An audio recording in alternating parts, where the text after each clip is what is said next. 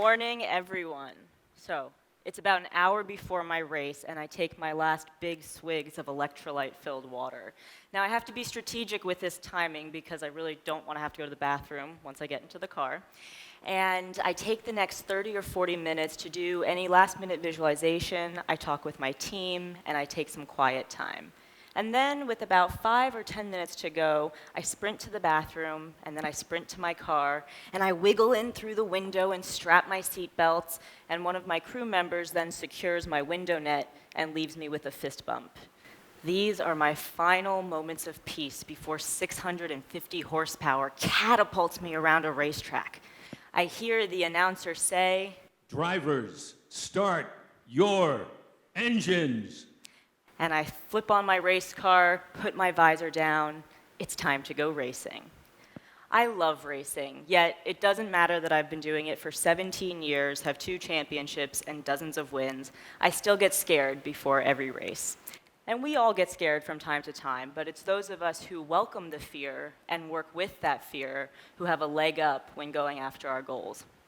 And I didn't really start thinking about fear until my 2016 season, when my teammate and I went to an elementary school in San Bernardino, California, where we were speaking with kindergarten through 2nd graders, which is a very challenging audience.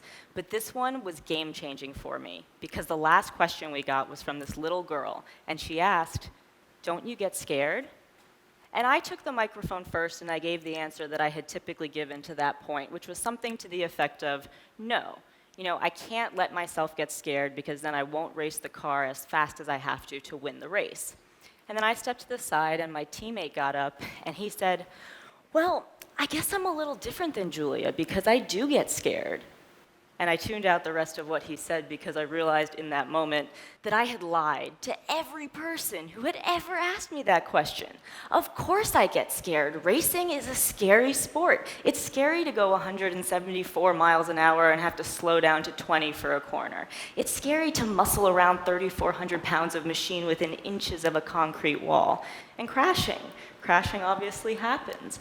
So yes, I do get scared. But that little girl woke me from the illusion that I didn't. And so I wanted to figure out why I had had this misconception about my relationship with fear. So I went home after that race weekend and I started doing some research. And I had my aha moment. From a biological standpoint, fear is closely related to excitement. So I realized that I must have been converting my negative fear energy into positive, motivated, and therefore helpful energy. That, plus the thrill of racing and my desire to be a phenomenal race car driver, far outweighed any of the fears I had along the way. Now, I believe that shared experiences bring us closer together, so I'd like to ask for some audience participation here, so just shout out your answer. But what do you think is one of the most common questions I get? Oh, come on, someone. I heard it. That was a good one too, but the question is, how have you ever crashed? And people's eyes light up when they ask this question because I think secretly they kind of want the answer to be yes. It's like their curiosity is this guilty excitement about learning about what it's like to slam into a wall really hard. And I, like most racers, have crashed more than once. And my first crash, which was quite scary, was when I was 14 years old. And we were racing at Le Circuit Mont-Tremblant in Canada. And the instructors had made the very explicit point that if you go off the track, 2 wheels, 4 wheels, it didn't matter, at turn 7, that you should stay in the grass and not try to get back on the racetrack until halfway down the straightaway because it would be a smoother transition. So what do when I drop 2 wheels off the track at turn 7? I immediately try to get back on the track, bounce over the curb, slide over the asphalt, slide through the grass, head on into a wall. This was miserable for a lot of reasons, including the announcer must have seen my dad stomping off in a bit of a huff and made the very public announcement that nobody wants to be Julia today. But there was one silver lining. And that was that I learned that I could hit a wall head on and walk away from it. Obviously not desirable, but up until that point, My fear of crashing was largely because I hadn't ever done it at those speeds before. So by experiencing it, I was able to see, okay, it's not great, but I will likely be able to walk away.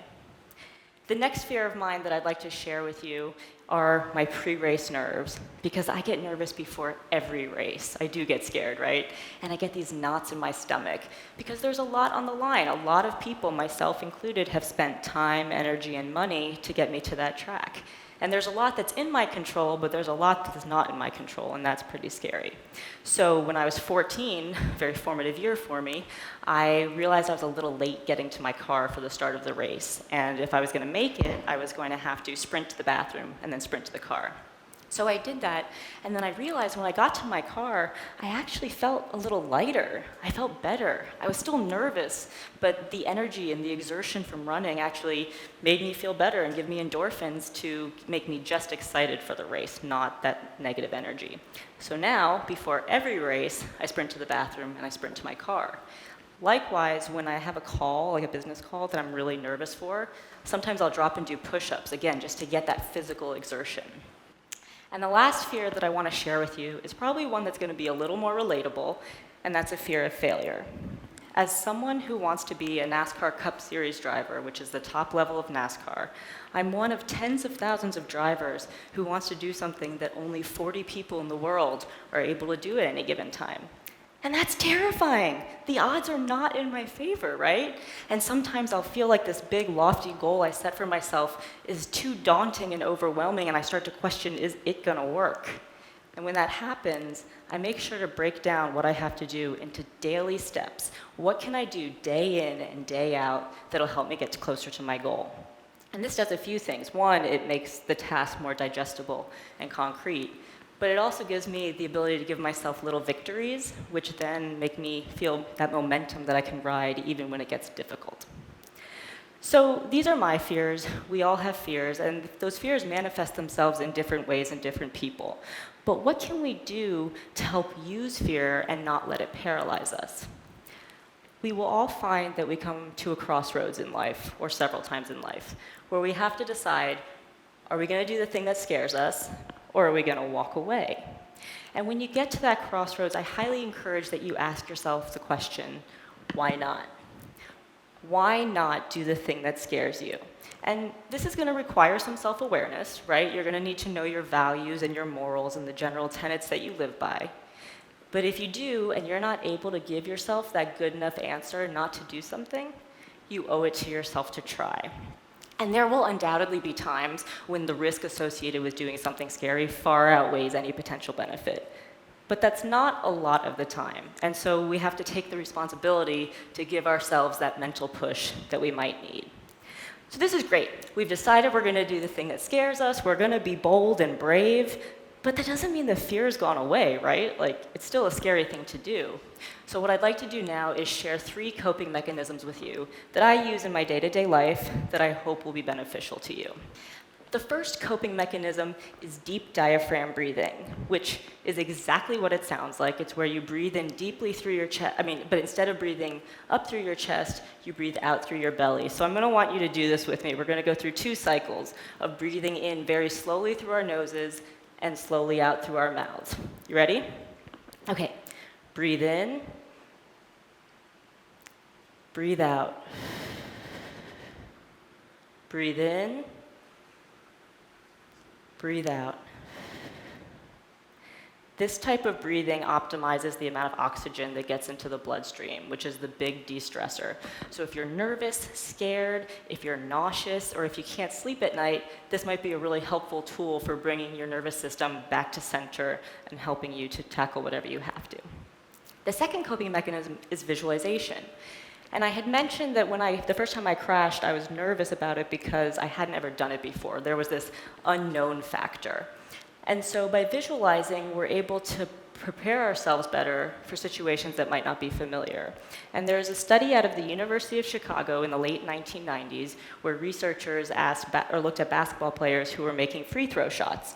And they found that the basketball players who visualized making free throw shots every day for 30 days in a row improved their actual shot almost as much as the players who physically made those shots every day for 30 days in a row.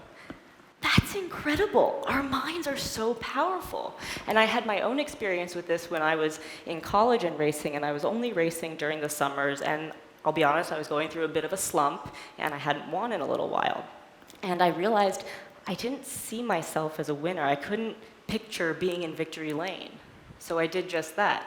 Before going to sleep every night, I visualized having to make a dramatic last lap pass for the win, or having to hold people off so they didn't pass me, and then crossing the line first, and then being in victory lane, which is so exciting. And then later that summer, I started winning again. Our minds are so powerful that we really need to make sure we're actively using them and not letting them get in the way. And the last coping mechanism that I'd like to share with you is simply to practice. Practice scary stuff. Practice having that conversation about wanting a raise. Practice a presentation many, many, many times before you give it. And practice pushing yourself out of your physical comfort zone so you get used to that. Because by normalizing challenging and scary situations, we greatly increase our ability to tackle them with conviction in real life. And after all, it's up to us to own the fear. Thank you.